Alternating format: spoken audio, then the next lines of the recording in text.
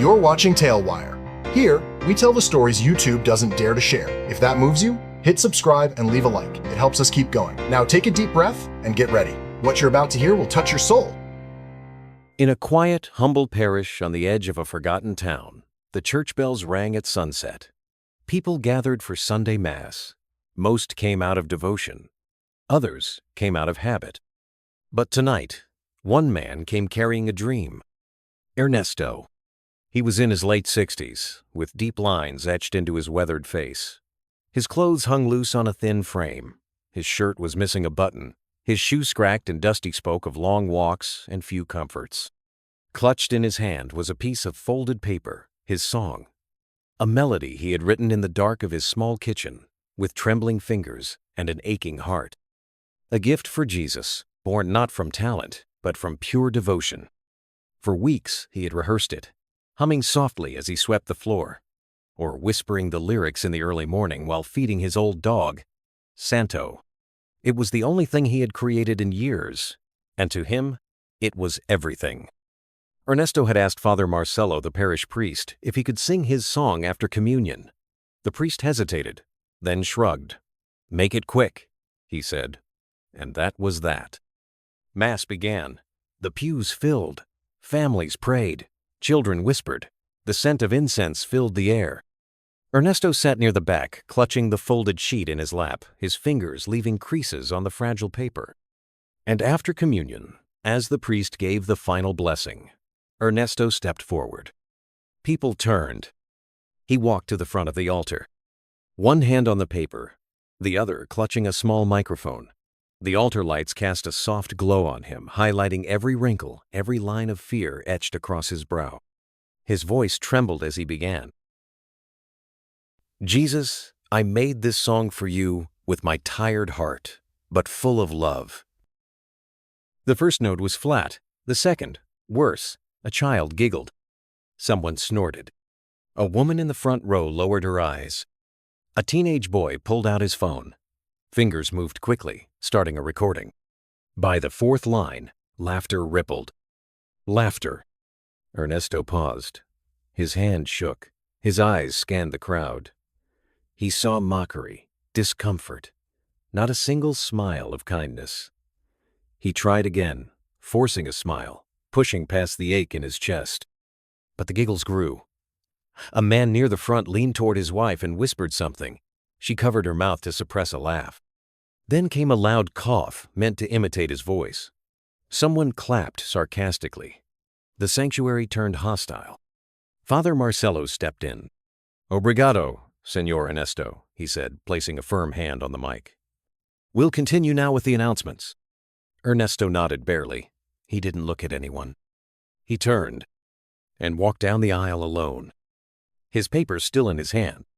No applause, no thanks, just whispers behind his back. At the door, a woman muttered to her husband. That was painful. A young man posted the video with the caption, "When Grandpa thinks he's Andrea Bocelli." By midnight, it had 38, 0 views. By morning, 200, 0. The title? The Man Who Sang Off Key to God. Comments flooded in. "This is what happens when karaoke goes to church. My ears are suing me. Someone stop him." And the worst. If God heard this, he's definitely not forgiving it. At home, Ernesto sat in the dark, the song still in his lap.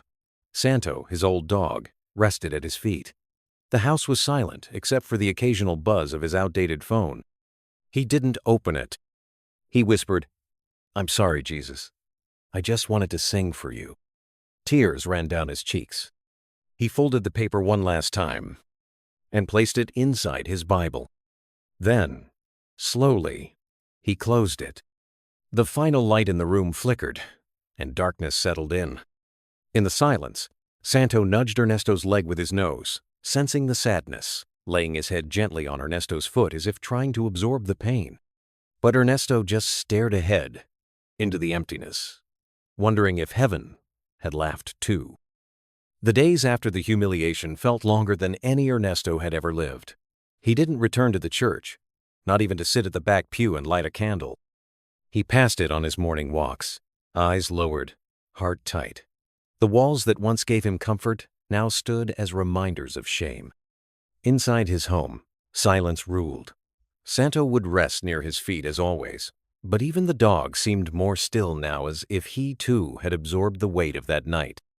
The song lay tucked inside his Bible, never touched. Ernesto hadn't opened the book since that Sunday. His prayers had stopped. His whispers of gratitude, his requests for health, his songs in the kitchen gone, he moved through the house like a ghost. His neighbor Dona Elza knocked 3 times that week. Each time he said he was fine, but his voice betrayed hymnody, distant. Online, the video continued to spread. People made memes, remixed his song with autotune. A TikTok trend began, off-key to God. Even kids on the street mimicked his performance, clutching imaginary microphones and staggering with dramatic flair. One afternoon, while buying bread, Ernesto heard 2 teenagers laughing by the counter. "You seen that guy? The one who sang for Jesus?" "Bro, my ears still haven't recovered." They didn't recognize him, but Ernesto heard, and he left the bread behind. That night, he sat on the edge of his bed and tried to pray, but nothing came. He looked up at the small crucifix on the wall and whispered, "Do you laugh too?" In the Vatican, far away from the laughter and cruelty, Pope Leo XIV sat in his private quarters. The room was quiet. A screen before him showed a paused video frame, a man trembling at an altar, paper in hand. He had watched it 5 times, then 10, not for spectacle, but for pain. The Pope closed his eyes.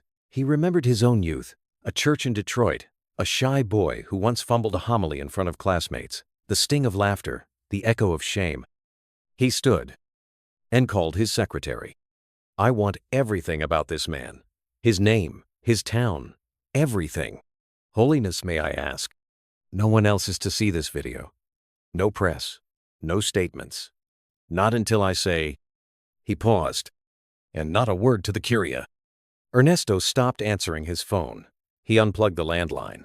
He refused to turn on the television. But one evening, a letter arrived. No stamp, no address, just his name. Inside it read, "The ears of men may mock, but the heart of heaven never does. Wait for Sunday. You will not be alone." No signature, just the papal seal. He stared at it for hours, his fingers trembling. Could it be real? He thought of the jokes, the laughter, the shaking voice. And for the first time in a week, a single tear fell from his eye, no from pain, but from something softer, something like hope. He lit a candle and opened his Bible. The song was still there. He read the words and whispered, "Jesus, I don't know why, but I'll wait." Outside, the night wind carried his words beyond the broken shutters and into the stars. Sunday arrived like any other, with soft light piercing through Ernesto's kitchen window. The old man stood at the sink, a cup of lukewarm coffee in his hand. Santo curled at his feet. He hadn't planned to go to church, not after everything. The sealed envelope with the papal seal still sat untouched on the table, though its words had echoed through his thoughts for days. Then, the church bells rang. Ernesto looked toward the door, not out of curiosity but habit. He sighed, took a sip, placed the mug down, and that's when he heard it. Commotion. Outside, people had gathered in the street. Cars stopped. Necks craned. Someone yelled, "He's here!" Santo barked. Ernesto stepped outside, squinting against the sun. At the end of the street, flanked by black-clad guards, a humble white vehicle advanced slowly. It wasn't a limousine. It wasn't a caravan. It was the Pope's modest Fiat. The townspeople gasped. Some crossed themselves. Others simply stood in awe. Children perched on their parents' shoulders to see. The car stopped in front of Ernesto's modest home. A hush fell. From the passenger side, Pope Leo XIV stepped out. He didn't wave, didn't smile. He walked straight toward Ernesto, who stood frozen on his porch. The 2 men looked at each other. The Pope removed his zucchetto. "May I come in?" he asked. Ernesto stepped aside, wordless. Inside, the Pope looked around the humble kitchen. He noticed the worn rosary hanging by the door, the cracked crucifix on the wall, the folded paper by the Bible. He nodded. "I saw the video. All of it." Ernesto lowered his eyes. "I'm sorry," he muttered. "I didn't mean to bring shame." The Pope's voice softened. "You brought the truth." They sat. No cameras, no entourage. Just two men. One in white, one in worn brown. After a long silence, the Pope reached into his pocket. He placed a folded paper on the table. "I would like you to sing your song." Ernesto blinked. "Now?" The Pope smiled. "Not alone." And then the door opened. In walked a man Ernesto recognized instantly. A famous singer, global tours, platinum albums. He wore no suit, no glasses, just a simple shirt and reverence in his gaze. "Ernesto," the singer said, "I heard your song, and I want to sing it with you." Ernesto looked between them. Tears welled. His hands trembled as he reached for the paper. An hour later, the church was packed. News had spread like wildfire. The Pope himself had come.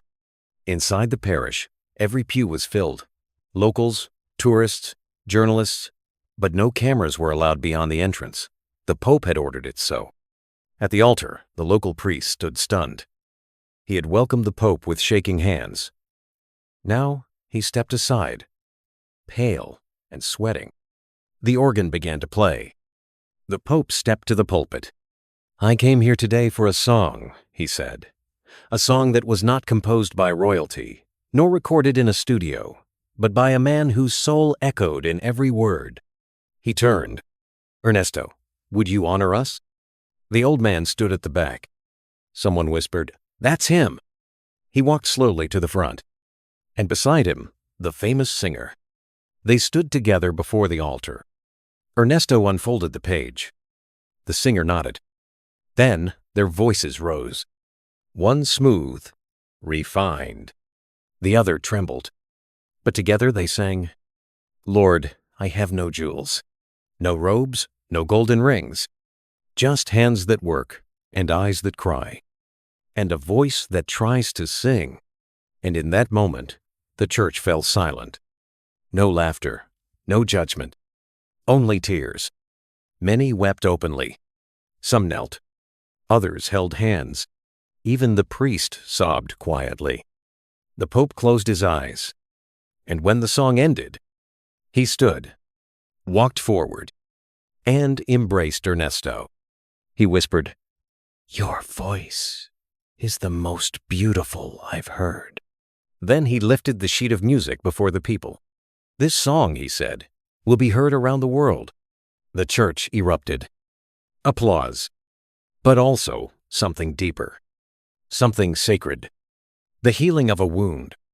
And as the sunlight poured through the stained glass windows, Ernesto looked up. Not at the crowd, not at the Pope, but at the cross above. And for the first time in weeks, he smiled. The next morning, the bells of the little town rang longer than usual. From early hours, the streets filled with Pio Planet just locals, but pilgrims, journalists, strangers drawn by a whisper that had become a roar. The Pope came to hear a forgotten man sing. Inside the parish, the atmosphere was different now. The laughter that once echoed like daggers had dissolved into reverence. At the foot of the altar stood a simple wooden frame, the handwritten lyrics of Ernesto's song, now sealed in glass. And next to it, a contract. The Vatican had partnered with a global label. The song would be recorded, released. All proceeds would go to a fund for musicians living in poverty. The world would hear it, not auto-tuned, not filtered, but just as Ernesto had sung it. Pure, trembling, real. At his home, Ernesto sat on the porch, not hiding, not grieving, but glowing. A van parked across the street. Out stepped the famous singer again, now holding a guitar case. Cameras stayed behind. This was not for show. He entered Ernesto's home and they sat in the living room. They laughed, rehearsed, prayed. By the end of the week, They had recorded 3 versions, one solo, one duet, one acoustic. The Pope listened to each. In the Apostolic Palace, he sat alone with headphones, eyes closed, his lips moving silently with the words. When the final version ended, he removed the headphones slowly. He looked out the window at the Vatican gardens. "Yes," he whispered. "This is what the Church should sound like." He stood, took a deep breath, and walked to the chapel inside the palace. There, he knelt. He didn't pray for Ernesto. He prayed in gratitude for the poor, for the forgotten, for the broken songs the world never hears. "May we never silence them again," he said. That evening, back in the small town, Ernesto was invited to a quiet dinner by the local priest. It wasn't formal, it wasn't grand, just bread, soup, and gentle smiles. The same priest who had once asked him to stop singing now apologized with tears in his eyes. "I didn't hear what heaven heard," the priest admitted, "but I do now." Ernesto reached across the table and took his hand. "It's okay, Father. Sometimes it takes silence to recognize a voice." The next morning, newspapers across Italy ran the story. Some used photos of the concert. Others published stills from the Pope's visit. But one stood out. A photo of Ernesto on his porch, smiling beside the famous singer, holding his original lyrics in his wrinkled hands. In a school in Brazil, children sang Ernesto's song as part of their morning prayer. In a subway station in Tokyo, a violinist played the melody for passers-by. And in a refugee camp in Lebanon, a volunteer translated the lyrics into Arabic and handed out printed sheets to children. The world wasn't just listening. It was singing along. In a small cafe in Paris, a jazz pianist adapted the melody into an instrumental ballad. In Johannesburg, a choir of teenage girls added harmonies and recorded it for social media, tagging the Pope and Ernesto. The post went viral. Meanwhile, in a quiet convent in the Philippines, elderly nuns sang the song during evening vespers, their voices trembling with emotion. At a dinner with foreign diplomats, a cardinal mentioned the phenomenon to Pope Leo XIV. "This is turning into a movement," the cardinal said, "a global wave of music and testimony." The Pope nodded gently. "Then it's no longer Ernesto's song, it's God's now." In the halls of the Vatican, a few cardinals expressed concern. "This may encourage others to seek fame," one said. The Pope turned to him, gently but firmly. "If they seek it by praising God in truth, let them. There are worse things than people wanting to sing for Jesus." That night, Ernesto walked into his old bedroom. It hadn't changed much. Same worn bed, same faded cross on the wall. But now, the shelf held something new. A small wooden box gifted by the Pope himself. Inside, a letter. "Dear Ernesto, thank you for reminding me what faith sounds like. You have given the Church a new hymn, not of perfection, but of honesty. Your courage is now part of our collective memory. Never stop singing. With love, Leo XIV." Ernesto closed the box with trembling hands. He looked out the window. The stars above seemed brighter. And somewhere far away in the vast halls of the Vatican, another man in white sat alone. The Pope, holding a cup of warm tea, whispered to himself, "Sometimes angels don't have wings. Sometimes they wear old coats and carry a melody." He smiled, folded his hands, and thanked God not for a song, but for a reminder. A reminder that even in a world of noise, a quiet voice can still change everything. The day of the official concert arrived. A grand stage had been built in the town's main square, not to glorify performers, but to hold a moment in time that the world now waited to witness. Flags waved, candles flickered in the hands of pilgrims, and massive screens relayed the event to thousands more watching remotely in other countries. But Ernesto, backstage, didn't feel like a star. He sat in silence, holding the same piece of paper he had once gripped with trembling fingers inside that small parish the paper where, in crooked handwriting, his song had been born. The famous singer sat beside him, dressed simply, like a friend. "Nervous?" he asked. Ernesto smiled. "No, just grateful. I thought I was forgotten, But God never forgot. Moments later, the curtain lifted. The lights dimmed, and the crowd held its breath. Ernesto stepped forward, slower than the others. He held the microphone like a relic, not a tool. And for a moment, just one, he closed his eyes. Then he sang. His voice, imperfect and cracked, filled the square. Not loud, not polished, but overflowing with something modern music had lost: sincerity. Then the famous singer joined him, and then a full choir of children, many barefoot, many dressed like Ernesto had been that day. The melody swelled, the harmony grew, and something shifted in the air. Tears, laughter, prayer. People sang along, people knelt. Reporters stopped writing and simply listened. And then came the moment no one expected.